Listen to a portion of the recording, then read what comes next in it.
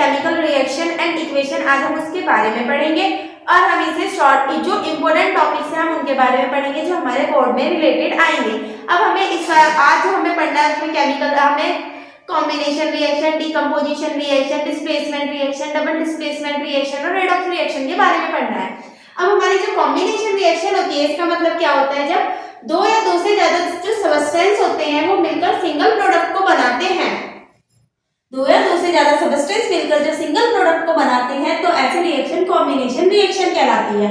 To और more than two substance combine to form a single substance या फिर single product is called a combination reaction. Magnesium के oxygen के साथ reaction करवाते हैं तो मैग्नीशियम ऑक्साइड बनता है। कैल्शियम ऑक्साइड की रिएक्शन वाटर के साथ करवाते हैं तो स्लैक लाइन बनता है जिसे कैल्शियम हाइड्रोक्साइड बोलते हैं।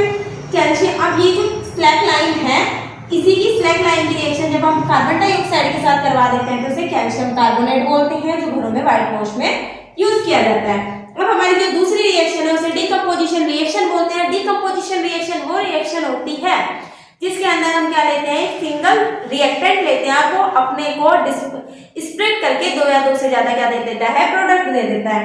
व्हेन जो हमारा सिंगल प्रोडक्ट होता है वो दो या दो से ज्यादा सिमिलर सबस्टेंस को दे देता है, जैसे कि जो कैल्शियम कार्बोनेट होता है जब हम इसे गर्म करते हैं तो गर्म करने के बाद वो कैल्शियम ऑक्साइड और कार्बन डाइऑक्साइड दे देता है। सेम जो हमारा आयरन सल्फाइड होता है जब हम इसे गर्म करते हैं तो गर्म करने के बाद ये ferrous oxide, iron oxide, sulphur dioxide और सल्फर ट्राइऑक्साइड दे देता है। ये क्या होता है, हमारा ब्लूइश ब्राउन कलर का होता है। इसके बाद ये वाली रिएक्शन बहुत पूछी जाती है। जो लेड नाइट्रेट होता है जब इसको गर्म करते हैं तो लेड ऑक्साइड बनता है और NO2 बनता है और साथ में ऑक्सीजन निकलता है। जो NO2 होते हैं उसके ब्राउन कलर के फ्यूम्स देखने को मिलते हैं। डिस्प्लेसमेंट रिएक्शन, डिस्प्लेसमेंट रिएक्शन के अंदर क्या होता है, जो हमारा एक एलिमेंट होता है वो दूसरे एलिमेंट को क्या कर देता है, डिस्प्लेस कर देता है। मतलब कि हमारे पास क्या होते हैं, दो रिएक्टेंट होते हैं। अब ये जो रिएक्टेंट होते हैं इसमें जो जिंक होता है इस सल्फर को क्या करेगा, सल्फेट को अपने साथ ले जाएगा। रिएक्टिविटी सीरीज में जो जिंक होता है वो ज्यादा रिएक्टिव होता है कॉपर से, इसलिए, और कॉपर अलग रह जाता है। सेम जो हमारा CuCl2 होता है और लेड होता है, लेड कॉपर से ज्यादा रिएक्टिव होता है तो इस क्लोरीन को अपने साथ लेके चला जाएगा, कलरलेस प्रोडक्ट बनाएगा और कॉपर बाय प्रोडक्ट निकल जाएगा। FeO3 और एल्यूमिनियम की रिएक्शन करते हैं तो एल्यूमिनियम ऑक्साइड बन जाता है और Fe अलग हो जाता है। डबल डिस्प्लेसमेंट रिएक्शन वो रिएक्शन होती है जिसमें आयन का क्या होता है, एक्सचेंज हमें देखने को मिलता है। अब हमारे पास AgNO3 और NaCl है। Ag के ऊपर प्लस चार्ज है, Na के ऊपर माइनस चार्ज है, NO3 के ऊपर मतलब कि नाइट्रेट के ऊपर। अब ये जो सोडियम है इस सोडियम के साथ ये NaNO3 चला जाएगा, सोडियम नाइट्रेट बन जाएगा और AgCl बन जाएगा जो व्हाइट पीपीटी देता है। सेम बेरियम क्लोराइड के साथ और NaSO4 की रिएक्शन करते हैं सोडियम सल्फेट की तो NaCl बन जाता है, सोडियम क्लोराइड और बेरियम सल्फेट बन जाता है। जो बेरियम सल्फेट होता है इसके भी क्या मिलती है, हमें व्हाइट कलर की पीपीटी मिलती है। अब हमको क्या पढ़ना है, रेडॉक्स रिएक्शन पढ़ना है। और जो रेडॉक्स रिएक्शन होती है इसके अंदर क्या होता है, ऑक्सीडेशन और रिडक्शन जब एक ही रिएक्शन में देखने को मिलते हैं तो ऐसी रिएक्शन को हम रेडॉक्स रिएक्शन बोलते हैं। अब ऑक्सीडेशन का मतलब क्या होता है, एडिशन ऑफ ऑक्सीजन और रिमूवल ऑफ हाइड्रोजन का मतलब ऑक्सीडेशन होता है। और रिडक्शन का मतलब क्या होता है, removal of oxygen and addition of hydrogen. ठीक है, अब जब ये दोनों चीजें एक ही रिएक्शन में देखने को मिलती है तो ऐसी रिएक्शन को क्या कहते हैं, हम रेडॉक्स रिएक्शन बोलते हैं। अब जैसे कि ये कॉपर ऑक्साइड है, अब ये कॉपर ऑक्साइड से क्या बन रहा है, ये कॉपर बन रहा है, मतलब कि इसमें से ऑक्सीजन हट रहा है और ऑक्सीजन के हटने को क्या बोलते हैं हम, रिडक्शन। अब यहाँ पे हाइड्रोजन है और यहाँ पे ऑक्सीजन जुड़ गया, वाटर बना, तो इसको क्या बोलेंगे हम, ऑक्सीडेशन। यहाँ पे क्या है, सल्फर के साथ हाइड्रोजन है, हाइड्रोजन सल्फाइड, और यहाँ पे खाली सल्फर है तो यानी कि हाइड्रोजन हटा, यानी कि हाइड्रोजन के हटने को क्या बोलते हैं हम, ऑक्सीडेशन, और हाइड्रोजन के जुड़ने को क्या बोलते हैं हम, रिडक्शन। अब इसके बाद हमें ऑक्सीडाइजिंग और रिड्यूसिंग एजेंट भी है इस चैप्टर में। ऑक्सीडाइजिंग और रिड्यूसिंग एजेंट क्या होते हैं, जिनका रिडक्शन होता है, जो खुद रिड्यूस होते हैं वो क्या कहलाते हैं, हमारे ऑक्सीडाइजिंग एजेंट कहलाते हैं। जैसे कि इसका रिडक्शन हुआ तो ये ऑक्सीडाइजिंग एजेंट कहलाएगा, और जिनका ऑक्सीडेशन होता है वो रिड्यूसिंग एजेंट कहलाते हैं। मतलब कि जो हमारा वाटर है, हाइड्रोजन है, इसका ऑक्सीडेशन हुआ तो ये रिड्यूसिंग एजेंट कहलाएगा। अब इस वाले चैप्टर में हमें कोरिजन और रेसिडिटी के बारे में भी पढ़ना है। कोरिजन क्या होता है, जब हम किसी भी मेटल को मॉइस्चर में रख देते हैं तो उसके ऊपर ऑक्साइड की लेयर आ जाती है, उसे कोरिजन बोलते हैं।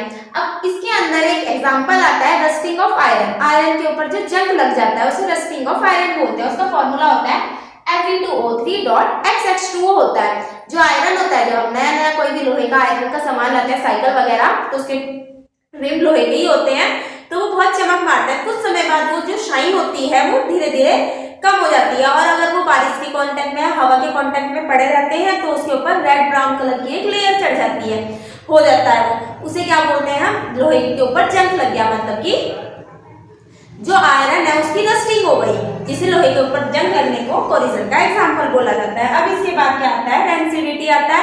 रेंसिडिटी क्या होता है? जो चिप्स वगैरह होते हैं उनके अंदर ना नाइट्रोजन गैस भर के भेजते हैं। पूरा पैकेट पैक होता है चिप्स वगैरह का, नाइट्रोजन गैस भर दी जाती है।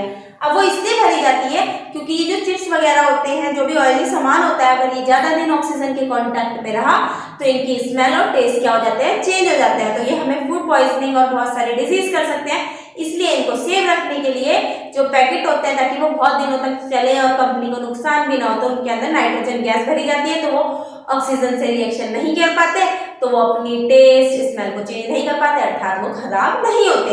ये हमारा केमिस्ट्री का पहला चैप्टर था, जिसमें हमने जो इंपॉर्टेंट चीज थी वो पढ़ ली। हाँ, एक इंपॉर्टेंट चीज रह रही है जो हमारी रिएक्शन बैलेंसिंग है। हमारा लास्ट टॉपिक रह रहा था बैलेंसिंग, हम लोग करेंगे। अब बैलेंसिंग में हमने एक क्वेश्चन ले लिया, मैग्नीशियम हाइड्रोक्साइड की HCl के साथ रिएक्शन हुई, मैग्नीशियम क्लोराइड और वाटर बना। Left hand side, right hand side लिखेंगे, और जो भी हमारे को रिएक्टेंट और प्रोडक्ट दिए हुए हैं वो सब लिख लेंगे single. Magnesium, oxygen, hydrogen, chlorine, magnesium, oxygen, chlorine, hydrogen. अब सबकी वैल्यू लिखेंगे। मैग्नीशियम कितना है? 1, ऑक्सीजन कितने हैं? ये ना यहाँ पे है। ऑक्सीजन कितने हैं? 2, और हाइड्रोजन भी कितने हैं? 2, और क्लोरीन 1, और यहाँ पे भी एक हाइड्रोजन है, तो हाइड्रोजन टोटल कितने हो गए हमारे? 3। यहाँ पे मैग्नीशियम 1, क्लोरीन 2, हाइड्रोजन 2, ऑक्सीजन 1। अब देखें तो मैग्नीशियम तो बराबर है, बट क्लोरीन बराबर नहीं है। अगर मैं यहाँ पे 2 लगा दूं तो मेरे हाइड्रोजन 2 और 2 4, हाइड्रोजन कितने हो गए मेरे? 4, क्लोरीन 2। अब मैं इस वाली साइड देखूं तो मैग्नीशियम तो 1 1 है, क्लोरीन भी बराबर हो गए, हाइड्रोजन और ऑक्सीजन है। अब हाइड्रोजन यहाँ पे 2 है, यहाँ पे 4 है, मतलब कि बढ़ाने 2 है। अगर मैं इस वाली साइड 2 लगा दूं तो 2 2 जा 4, और ऑक्सीजन मेरे हो गए 2। तो ये वाली रिएक्शन क्या हो गई? बैलेंस। इसमें हमारा एल्युमिनियम सल्फेट NaOH की एल्युमिनियम हाइड्रोक्साइड और सोडियम सल्फेट बना। अब हमने सबकी वैल्यू लिख ली। एल्युमिनियम कितने हैं? 2, सल्फर कितने हैं? 3, ऑक्सीजन कितने हुए? 12 और 1 13, सोडियम 1, हाइड्रोजन भी 1। अब इस वाली साइड एल्युमिनियम कितने हैं? 1, ऑक्सीजन कितने हैं? 3 और 3 6, सल्फर 1 है, सोडियम 2 है, हाइड्रोजन 3। अब हमें वैल्यू बढ़ानी है। एल्युमिनियम इधर कितने हैं? 2, इधर 1, तो यहाँ पे मैंने 2 लगाया। जैसे मैंने यहाँ पे 2 लगाया, एल्युमिनियम 2 हो गए, हमारे हाइड्रोजन 6 और 3 कितने हो गए? 7, और हमारे हाइड्रोजन 6 हो गए। ठीक है, इस वाली साइड आओ। इधर सल्फर कितने हैं?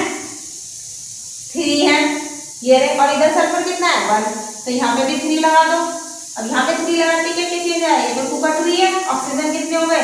6, और 3 दिया 1 मिनट, सोडियम NaNO3। हाँ, अब एल्युमिनियम की कराई, इन दोनों की रिएक्शन कराने के बाद ये तो हमारे पास 3 हो गए। अब ऑक्सीजन कितने हो गए? 4 है, गलती से हो गया 3। ठीक है, अब ये कितना हुआ? 12 और 6 18, और सोडियम कितने हो गए मेरे? 6। अब इस वाली साइड आ जाओ। एल्युमिनियम कितने हैं? 2, सल्फर कितने हैं? 3, बराबर है।